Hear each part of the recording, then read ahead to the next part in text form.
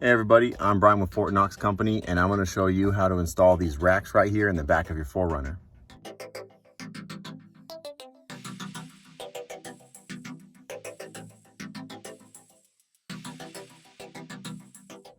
Hey, welcome to my channel. I do a lot of different things on vehicles. I do things on DIY, and in this case, I'm going to be showing you these new racks that I just got for the 2016 Toyota 4Runner. They do fit everything from 2010 to 2020.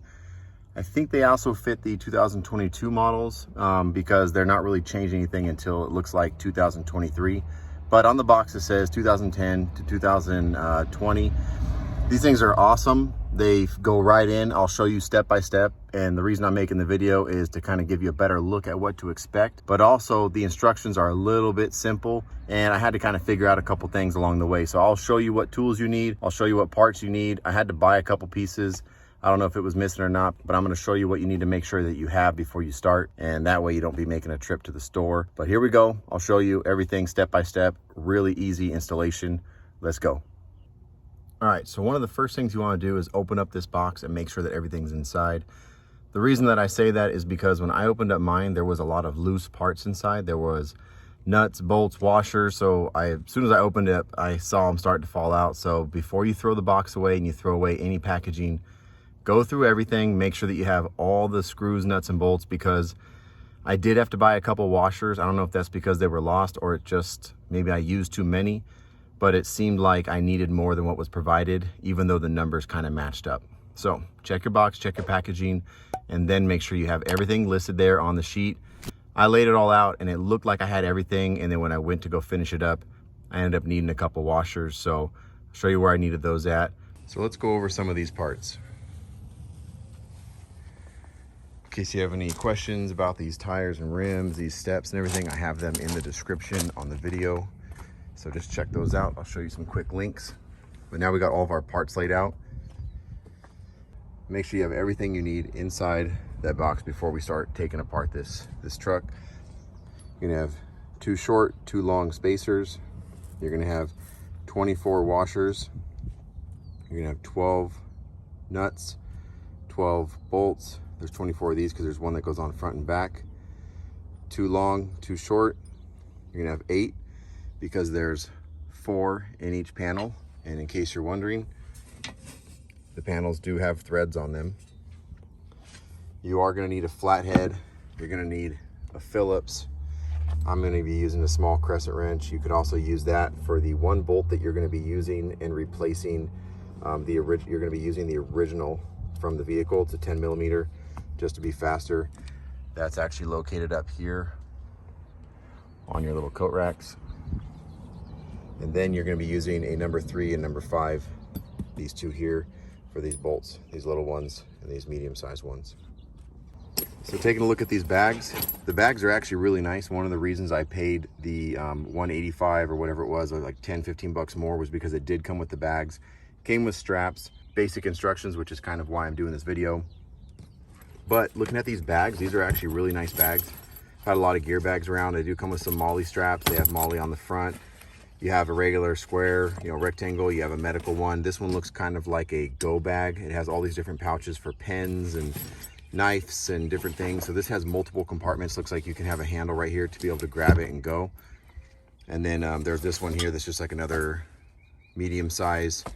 So these are all really nice bags. It's not cheap quality, so I would recommend getting the one that's for like 185 or 160 or more than 175. I've seen them at between 180, 175, 150.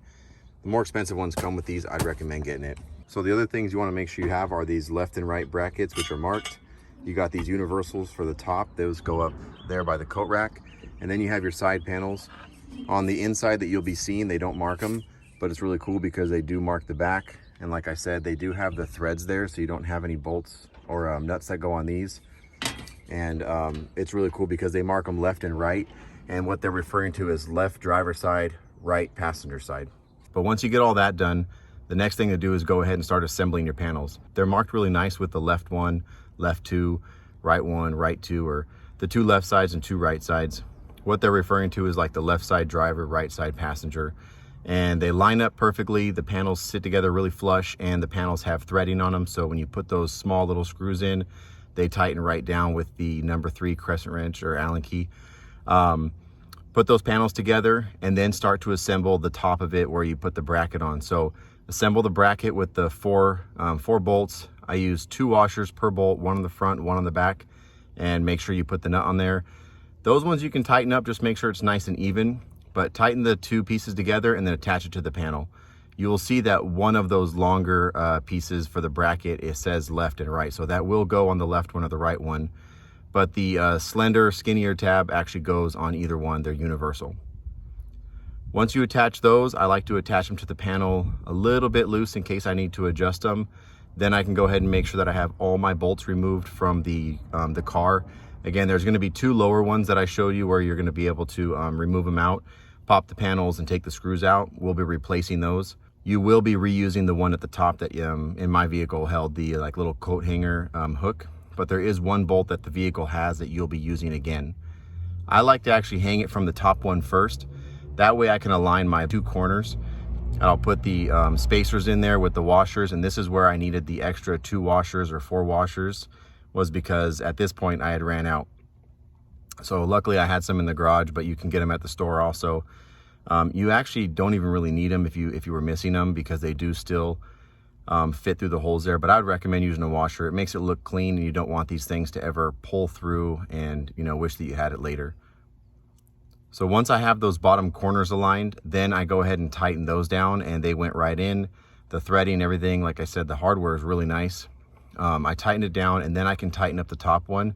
And then I made sure to go back up at the top with those 2 bolts that hold the bracket on, and I tightened those down to make sure it doesn't slide. And that's pretty much how simple it is. It's just assembling the panel, put the 2 pieces of the bracket together, put the bracket on the panel, remove the screws out of your vehicle, attach the top, attach the 2 corners, tighten them, and you're good. I had no problems fitting this in there. It fits perfectly. You can see right here. They look super clean.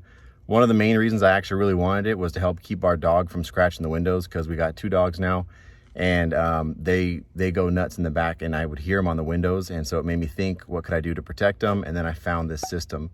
If you haven't already, I do have it down in the description, the links for this. I will put a link for the one that has all these bags, which I think is a really good value. But there's also a couple kits that look almost identical with maybe silver hardware, and they're like maybe 10 or 20 bucks cheaper, but I'll put those links there as well. Also, I have videos about the lift kit, the tires, the wheels, the LEDs in the grill, and I don't have a video yet about the side steps, but I'll put a link for those. I have videos on all that stuff on my channel, so check it out. I'll put a couple right here at the end of the video for you. Go ahead and check those out. Make sure you like and subscribe this video. Let them know that I'm doing all right, and I'll see you guys on the next build.